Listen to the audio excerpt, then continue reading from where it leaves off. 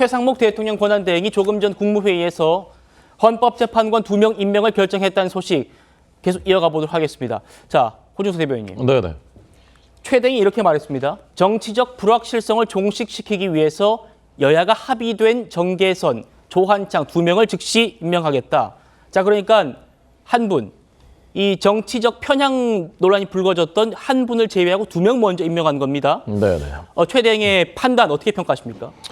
그러니까 그 히스토리를 먼저 잠깐 설명드리자면 이제 민주당이 네. 3명 그 헌법재판관 임명을 계속해서 이제 그 미뤄 오다가 원래는 그 국회의원 3명 중에 여당 1명, 야당 1명을 추천하고 1명씩 하고 1명은 여야 합의가 된 사람 이렇게 하는 것이 이제 관례였는데 네. 민주당은 우리가 다수당이니까 2명 해야 된다 이제 이런 입장을 고수했고 결국 이제 헌법재판소의 공백을 메꾸기 위해서 국민의힘이 그것을 이제 양보하면서 민주당이 2명을 이제 추천하는 것이었거든요. 그런데 그러다가 이제 비상계엄이 선포가 되고 국면 자체가 이제 바뀌게 된 것이죠.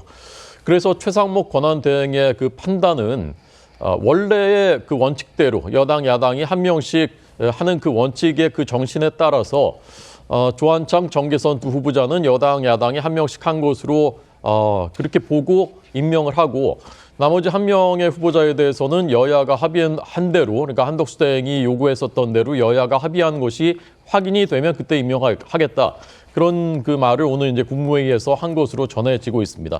마은혁 후보자에 대해서는 사실은 그 여야가 원래 합의된 1명이 아니었다라는 점 외에도 개인적인 흠결도 많이 거론이 되었습니다. 우리가 아는 대로 민주노동당의 당직자들이 국회를 불법 점거 농성을 했을 때 그것이 이제 그 공소가 됐는데 기소가 됐는데 마은혁 판사가 당시 판사가 그것을 그냥 그 재판조차 하지 않고 공소 기각을 한 적이 있었습니다.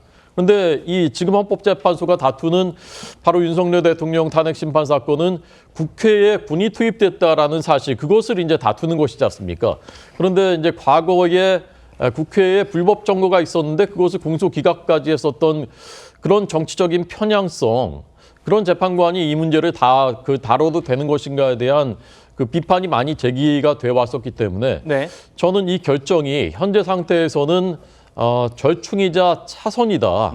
그리고 지금 이제 해가 가기 전에 남마처럼 꼬여 있는 이 문제들에 대해서 최상목 대행이 할 수 있는 차선의 선택이 아니었는가. 그래서 헌법재판관 문제를 일단 풀고 이 문제는 헌재도 오늘 다시 한번 임명해달라 촉구했었던 것이고 사실은 보수 유력 언론들조차도 임명은 불가피한 것이다라는 이제 논조를 제기해 왔었기 때문에 임명하지 않은 명분이 좀 약했다라고 저는 봅니다. 예. 그래서 이 문제를 풀고 대신에 이제 그 특검 법안에 대해서는 거부권 행사하고 이렇게 해서 나름대로는 절묘한 균형을 맞춘 게 아닌가 저는 그렇게 판단합니다. 자, 절묘하게 균형을 맞춘 것 아닌가 이렇게 평가를 먼저 들을 수 있었는데요.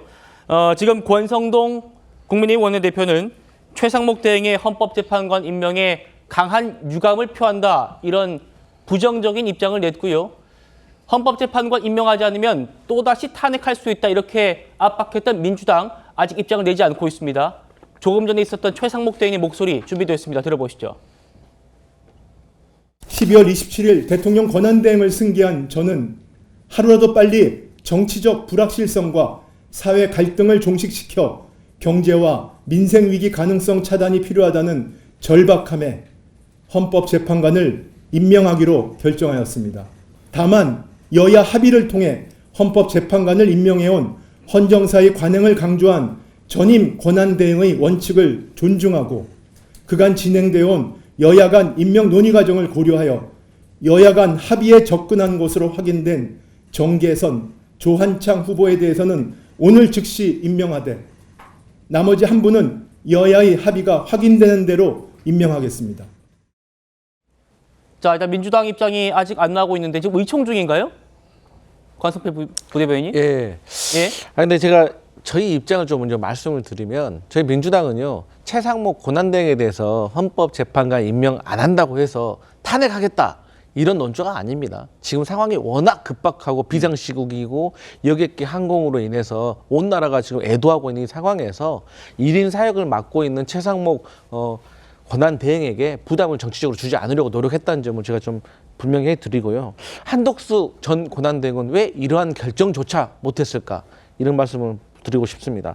그런데 이제 자, 그러면 지금 호준석 대변인께서는 절묘한 균형점을 찾았다 이렇게 표현해 주셨는데 민주당에서도 어쨌든 긍정적인 평가를 하는 겁니까?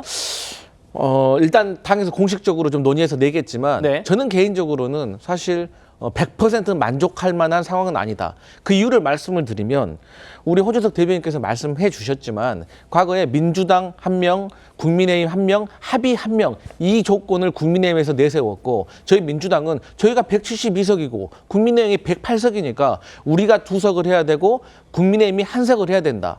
그러니까 쉽게 말해서 그런데 국민의힘에서 만약에 그렇게 민주당 1명, 국민의힘 1명, 합의 1명이라고 한다고 하면 나머지 조국혁신당, 개혁신당, 진보당, 기본소득당 이분들은 어떻게 할 것입니까?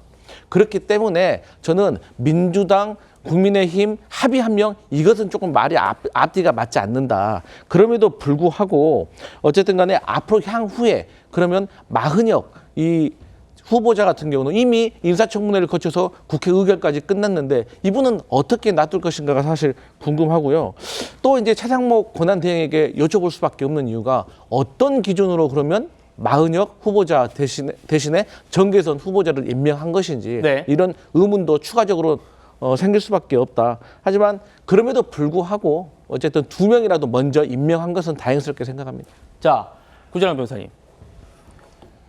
절묘한 균형을 찾은 것이다 이런 말씀을 주셨기 때문에 방금 이제 최대행도 얘기했잖아요. 국가적 어려움을 또 생각해야 되고 전임자의 또 원칙도 생각해야 된다. 전임자의 원칙이 여야 합의였는데 그래서 강 부대변인께서는 그 합의 중에서 3명 중에 2명만 한 구체적인 이유가 뭐냐 이렇게 또 물으셨어요. 거기에 대한 답도 주시고요. 지금 보시면 이 두 분 문영배 재판관과 이민선 재판관이 내년 4월에 퇴임하시게 되는데 오늘 즉시 임명한다고 했으니까 조한창, 정계선 2분 임명되면 4월 이후에도 어쨌든 6인 심리를 이어갈 수 있는 그런 상황이 된 겁니다. 맞습니다. 그래서 지금 최상목 권한대행의 고민은 국가 시스템이 붕괴되는 건 막아야 한다라는 것이고 자신이 원하는 대로 할 수 있으면 다 그렇게 하고 싶죠. 근데 국가의 운영이나 정치라는 게 그럴 수 없잖아요. 그래서 정치라는 걸 하는 것이고 대화 타협을 하는 것인데 여태까지 민주당은 거대 의석을 가지고 밀어붙이고 자기들이 원하는 대로 되지 않으면 다 파행을 시켜버렸거든요. 6인 체제를 만든 게 누구 때문입니까? 민주당 때문인데 그럼에도 불구하고 국가를 위해서 시스템을 복원시킬 필요는 있다. 그러나 민주당이 원하는 대로 모든 걸 들어주면은 그것 자체도 시스템이 제대로 돌아가지는 않는 것이다라고 해서 절충점을 찾은 것이라고 생각을 하고 네. 사실 얼마 전부터 저 2명만 지명하는 거에 대한 안이 부상을 했었어요. 그리고 그랬었습니까? 예, 그리고 저도 제가 어제 방송에서 2명만 지명했으면 좋겠다. 그리고 이걸 통해서 권한대행의 역할을 명확히 하는 계기로 삼고 그리고 민주당이 남발한 탄핵 소추를 이것과 연계해서 다 취하하는 거를 진행했으면 좋겠다. 그래서 저는 어제 말씀드렸던 게 한독수 권한대행 등에 대해서 민주당이 진행했던 탄핵을 다 취하해서 한독수 권한대행이 돌아오고 돌아와서 2명만 지명을 하면 좋겠다라고 했는데 일단 절반은 됐다고 생각을 합니다. 예. 그래서 마흔혁 후보자 같은 경우에는 예전에 그 사회주의 운동을 했던 단체에 가입했던 논란이 있었고 네. 또 판사 신분에 또 노회찬 의원에 대해서 정치 기부금을 했기 때문에 논란이 돼서 사실 그게 판사의 징계 사안이었거든요. 예. 이런 굉장한 정치 편향성을 가진 인물이었기 때문에 국회의 합의에 의한 추천으로 보기는 어렵다. 그러면 어차피 관행대로가 됐을 때는 국민의힘과 민주당에서 한 명씩 추천해가지고 받아들이는 건 맞으니까 그 2명으로 조한창, 정계선 후보자를 지명을 하고 마흔혁 후보에 대해서는 합의가 아직 확인이 안 됐으니 국민의힘의 의견을 충실히 반영한 합의가 올 때까지는 보류한다. 이게 3명이냐 아니냐의 문제는 교착 상태이기 때문에 시스템이 그대로 가면 붕괴될 수밖에 없는 것인데 2명을 했기 때문에 시스템도 유지했고 권한대행의 역할을 분명히 했고 권한대행으로서 임명권에 대해서 지금 행사를 했기 때문에 대통령의 권한을 행사할 수 있다는 걸 지금 스스로 지금 보여준 것이거든요. 네. 이게 그대로 정치권에서 받아들여진다면 그 법률안에 대해서도 거부권 행사하는 게 자연스럽죠. 그리고 국무회의가 붕괴 위기에 있기 때문에 저는 장관 지명까지도 할 수 있어야 된다고 계속 주장을 해왔거든요. 그리고 군대의 시스템도 지금 계속 다 파면되거나 직무정지가 돼 있기 때문에 우리나라 지금 안보도 위험해요. 거기에 대해서도 인사권을 행사할 수 있어야 맞다. 권한대행이 이런 절묘한 묘수를 둠으로써 모든 시스템을 채워 넣을 수 있는 그 교두보를 마련했다. 민주당도 이대로 가면은 무턱대고 자신들의 의석만 가지고서 원하는 대로 하라고 하기가 힘들어질 것이고 결국은 민주당도 폭거해서 정치회장으로 끌어들이는 묘수가 될 수 있다 이렇게 생각을 합니다. 알겠습니다.